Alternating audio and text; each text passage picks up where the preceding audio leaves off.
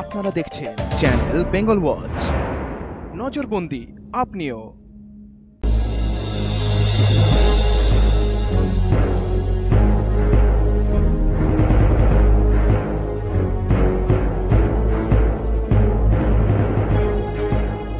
বণিকের মানদণ্ড দেখা দিল রাজদণ্ড রূপে।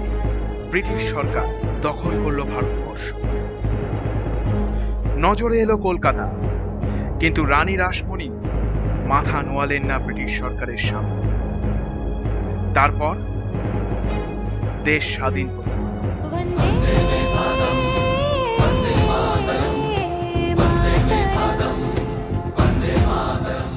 আজকের কলকাতা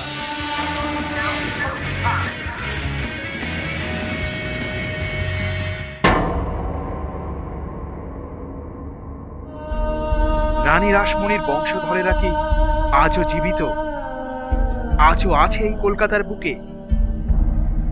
আছে। কেমন আছেন তারা?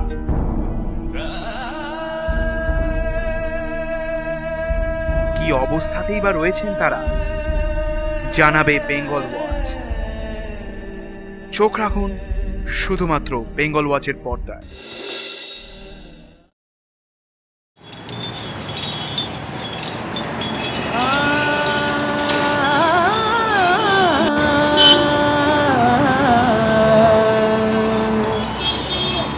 मोहब्बत तेरे अंजाम पे रोना आया, রাসবিহারী অ্যাভিনিউয়ের রাসমণি ভবন। বাড়ির সামনে দিয়ে হেঁটে গেলেও চোখে পড়ার মতো বিশেষ কিছু নজরে আসবে না। তবে এই বাড়িতেই থাকেন রানী রাসমণির বংশধরেরা। সাময়িকভাবে মনে হবে রানীর বংশধরেরা আছেন রাজা অথবা রানীর হালে। সম্ভাবনাও ছিল। রানী রাসমণির নাতবউ শ্যামলী দাস উত্তরাধিকার সূত্রে পেয়েছেন ৬০ লক্ষ বিঘা জমি, কিন্তু বাস্তবিক ছবিটা সম্পূর্ণই আলাদা। বিপুল সম্পত্তি রক্ষণাবেক্ষণের খরচ যোগাতেই হিমশিম খেতে হচ্ছে শ্যামলী দেবীকে। ঠিক কোথায় বাধা পাচ্ছে তাদের ভালোভাবে বেঁচে থাকাটা, তা জানতেই রাসমণি ভবনে পৌঁছে গিয়েছিল বেঙ্গল ওয়াচ।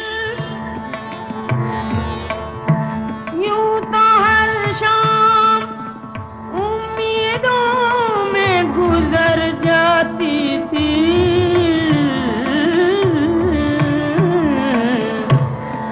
आज कुछ बात है जो शाम पे रोना आया, आज कुछ बात है जो शाम पे।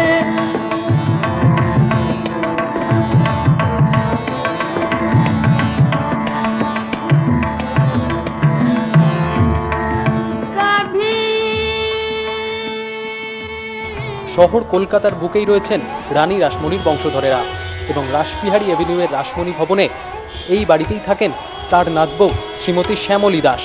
আমরা সরাসরি কথা বলবো তার সাথে। দিদি, নিজেকে রানী রাসমণির বংশধর হিসেবে ভেবে ঠিক কী অনুভূতি হয়?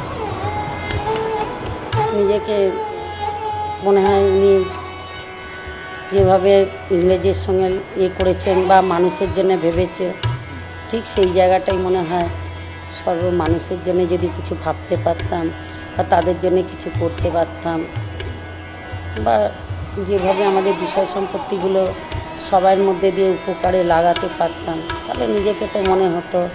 পরিবারও অবশ্য বাঁচাতে হবে, তার সঙ্গে সঙ্গে নিজের পরিবারও তো আছেন, তাদেরও ভালো মন্দটা চিন্তা করা, আমার আশেপাশে যারা আমাকে সহযোগিতা করে তাদেরও ভালো মন্দ চিন্তা করা, এইগুলো আমার মধ্যে একটুখানি চিন্তার মধ্যে হয় আর কি। নাম থেকেই তো প্রকাশ পাচ্ছে রানী রাসমণি, সুতরাং বিষয় সম্পত্তির নিরিখেও হয়তো দাপটটাও সেরকমই ছিল। সেই বিষয়ে কি বলবেন? ওনার দাপটটা ছিল এই বিষয়ে যে মানুষের প্রতি অন্যায় উনি কোনোদিন হতে দেননি। গরিব চাষিদের কাছ থেকে কেউ কিছু কেড়ে নেই, ওটা উনি করতে দেননি। উনি দাপটিয়াই ছিলেন। কেন গরিবের ওপর অত্যাচার হবে কেন? যেহেতু নিজেকেও তো একটু ওনার মনে হতো যে আমিও তো সেইভাবে, আমাদের ওপরেও তো হতে পারতো, উনিও তো সেভাবেই নিজেকে গড়েছিল, তাই তিনি এত বড় জিনিস ধরতে পেরেছিলেন বা এত বড় বড় লোকের সঙ্গে উনি যুদ্ধে নেমে পড়েছিলেন। কিন্তু ভয় উনি কোনো জায়গায় করেননি, যে ভয়টা আমার মধ্যেও আসে না। কিসের ভয়? কাজ নিয়ে দরকার, কাজ করতে হবে, কাজে এগিয়ে যেতে হবে। আমি চাই কাজে এগিয়ে যাক, ওনার সুনাম বজায় থাকুক। গরিব মানুষ। আচ্ছা, এই রাসমণি ভবনের মতো আর কত সম্পত্তি রয়েছে এই কলকাতার বুকে?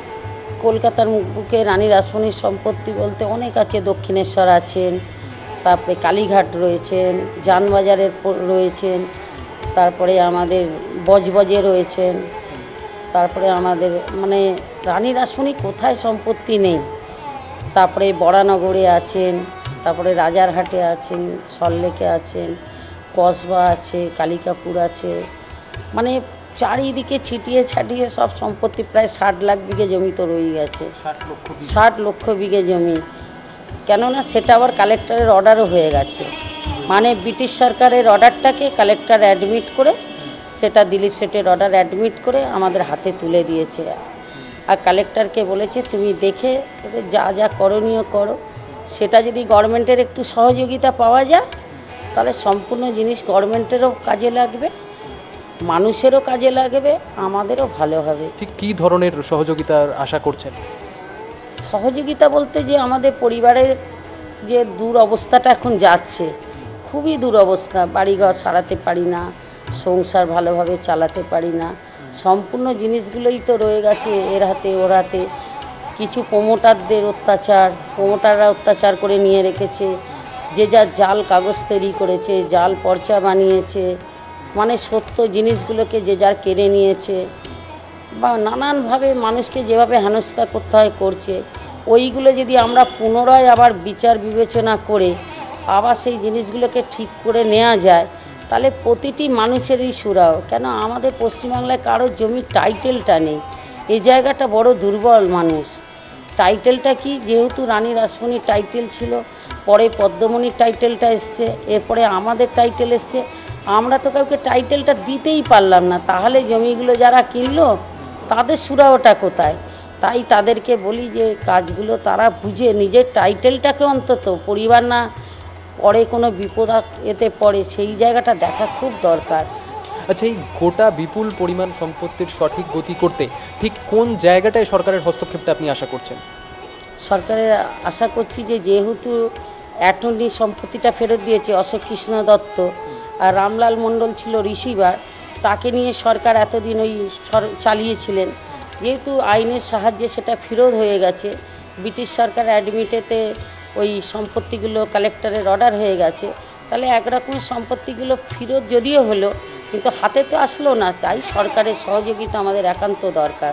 কেন রামলাল মণ্ডল এখন ফেরত দিয়েছে পিন্টু মণ্ডলরা, কেন রামলাল তার নেই। আর যে অ্যাটর্নি নিয়েছিল তার ছেলে ছিল অশোক দত্ত, তিনিও মানে কোর্টে এসে তাকে যেহেতু কোর্টে ডাকা হলো যে তুমি সম্পত্তি রাখলে কি করে, তিনি এসেও অ্যাপিয়ার হলেন, আর রামলাল মণ্ডলের মধ্যে পিন্টু মণ্ডল অ্যাপিয়ার হলেন। তাহলে ওরা যদি ফেরত দিয়ে থাকে, সরকার তো ওই ভিত্তিতে এতদিন চালালো, তাহলে সেইটাকে আমাদের বলতে হবে যে যেহেতু ফেরত হয়েছে সরকার এইটাকে নতুন করে আর কি, নতুন জীবন যাকে বলেন ওইভাবে এনে ওটাকে ঠিক করলে আমাদের সব ঠিক হবে। সরকার ছাড়া এটাকে সরকারকে নিয়েই চলতে হবে আমাদের। কেন রিসিভার তো ফেরত দিয়েছে এখন, এতদিন তো রিসিভারের আন্ডারেই ছিল, সে কাকে কি দিয়েছে না দিয়েছে এগুলো তো আমি কিছু জানি না, আর সেগুলো আমার উপরে দাঁড়াবেও না। কিন্তু যে ফেরত দিল এখন রামলাল মণ্ডলের নাতি পিন্টু মণ্ডল, শানু মণ্ডল বা ওর আরও 8 জন ভাই, আর এদিকে অশোক দত্ত ওদেরকেই রেখেছিল, অশোক প্রপার্টি বলে অশোক কৃষ্ণ দত্ত। তাহলে ওরা দুজনে যখন এক হয়ে কালেক্টরের অর্ডারটা হয়ে গেল, তাহলে আমাদের তার এই মুহূর্তে কোনো জায়গার ডিসপুটও রইল না, দক্ষিণেশ্বরেও কোনো ডিসপুট রইল না, যেহেতু এই কালেক্টরের অর্ডারে দক্ষিণেশ্বর অবধি এসে গেল। আর তখন তো বাংলাদেশ ভাগ হয়নি, ব্রিটিশ সরকারের অর্ডার 841-37 সালে ডিগ্রি, তখন থেকে ব্রিটিশ সরকারের অর্ডারটাই আমাদের অ্যাডমিট, ও সরকারের উপরে তো কেউ যেতে পারবে না, ওই জন্যই ওরা ফেরত দিয়েছে। আর এই সরকার বলেছে সবাই নাম টাম কেটে এদের নামে মানে রেকর্ড করো, সে জায়গা বাধা কোথায়? সরকারি ইয়েতে কর্পোরেশন জোর করে করতে দেবে না, গভর্নমেন্ট অফিসগুলো সেগুলো না, তো সেগুলোর পেছনে বড় বড় প্রমোটার পুলিশ বড় বড় অনেক লোকের হাতে করে উঠতে পারছে না। যেমন হ্যাঁ, সেই বড় বড় প্রমোটার কি মহেশ শর্মা, অরুণ পোদ্দার, রমেশ গান্ধী, তারপরে গভর্নমেন্টের সেটা মুখ্যমন্ত্রীই পারবেন একমাত্র সঠিক পথ দেখাতে আমাদের। নিশ্চয়ই আমরা শুনলাম রানী রাসমণির অতীতের কথা এবং তার বর্তমানের কথা। তার উত্তরসূরির মুখ থেকেই শুনলাম তার বিষয় সম্পত্তির বর্তমানে কি হাল। বেহাত হয়ে গিয়েছিল ঠিকই, কিন্তু তবু আইনের হাত ধরে ফিরে এসেছে সঠিক হাতে। কিন্তু তাও লড়াই চালিয়ে যেতে হয়েছে দীর্ঘ সময় যাবৎ। বর্তমানে তার উত্তরসূরিরা আশা করছেন রাজ্যের মুখ্যমন্ত্রী, রাজ্যের সরকার অন্তত পাশে দাঁড়াক, তাহলে হয়তো এই বিষয় সম্পত্তির নিশ্চয়ই কিছু সঠিক গতি করা যেতে পারে। আমরা জানবো আরও কথা, তাই সঙ্গে থাকতে হবে বেঙ্গল ওয়াচে।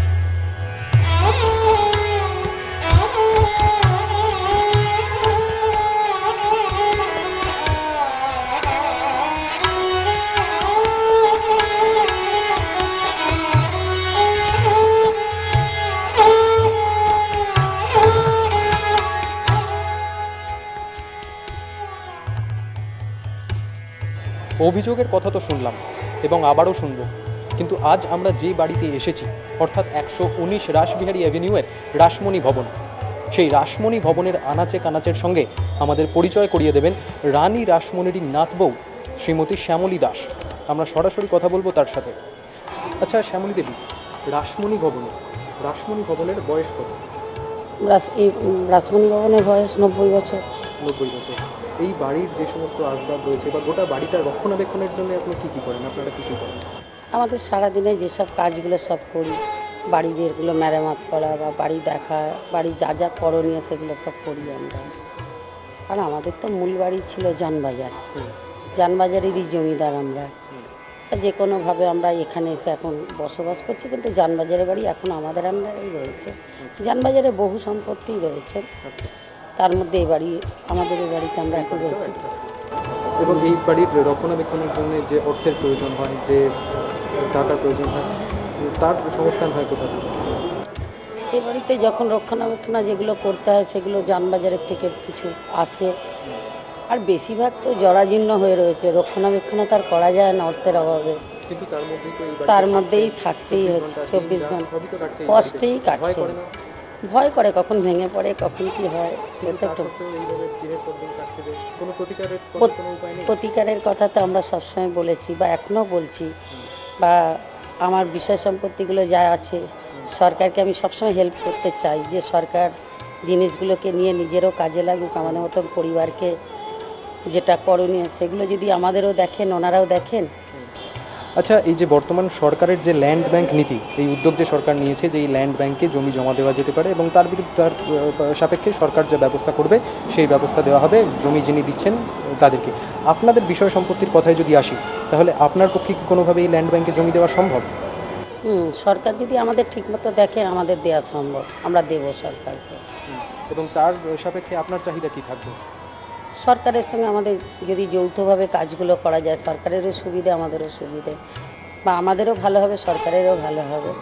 তাই আমি চাই সরকার, আমরা যৌথভাবে যদি কাজগুলো এগিয়ে যেতে পারি তাহলে কারোরই কোনো অসুবিধা হবে না, জমিগুলো সৎ কাজেই লেগে যাবে, বা প্রতিটি মানুষ তার টাইটেলটা তো পেয়ে যাবে।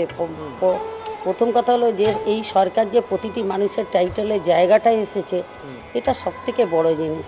সেখানে যদি রানী রাসমণি পরিবারের নাতবউ টাইটেল ঠিকমতো দিয়ে দিতে পারে তাহলে তো সরকারেরও জয় আর মানুষেরও জয়, তার সঙ্গে আমাদেরও জয়। তাহলে মানুষের তো কোনো জায়গায় আমি দেখছি না, ভালোটাই দেখছি। আর আমি এই সরকারকে সবসময় সাপোর্ট করি। সরকারের বিহেতে কোনো কাজ হয় কি, সরকার তো সরকারের জায়গা দিয়ে ঠিকই করছে। এক কথায় যদি জিজ্ঞেস করি যে এমন কোনো প্রস্তাব যদি আপনার সামনে আসে তাহলে আপনি কি করবেন? এক কথা আমি হ্যাঁ বলে দেবো। আমরা শুনলাম রানী রাসমণির নাতবউ শ্রীমতী শ্যামলী দাস কি বলছেন। তবে এবার এই গুরুগম্ভীর বিষয় থেকে একটু সরে গিয়ে রানী রাসমণি ভবন তার আনাচে কানাচে আমরা দেখব, এবং তার জন্যে আমাদের সাহায্য করবেন রানী রাসমণির নাতবউ, যিনি আমাদের সাথে রয়েছেন আজকে, শ্রীমতী শ্যামলী দাস।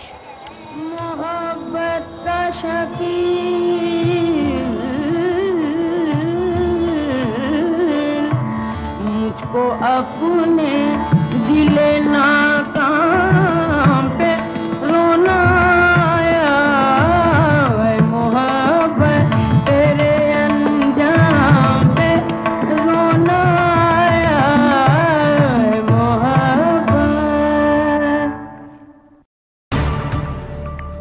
আপনারা দেখছেন চ্যানেল বেঙ্গল ওয়াচ। নজরবন্দি আপনিও।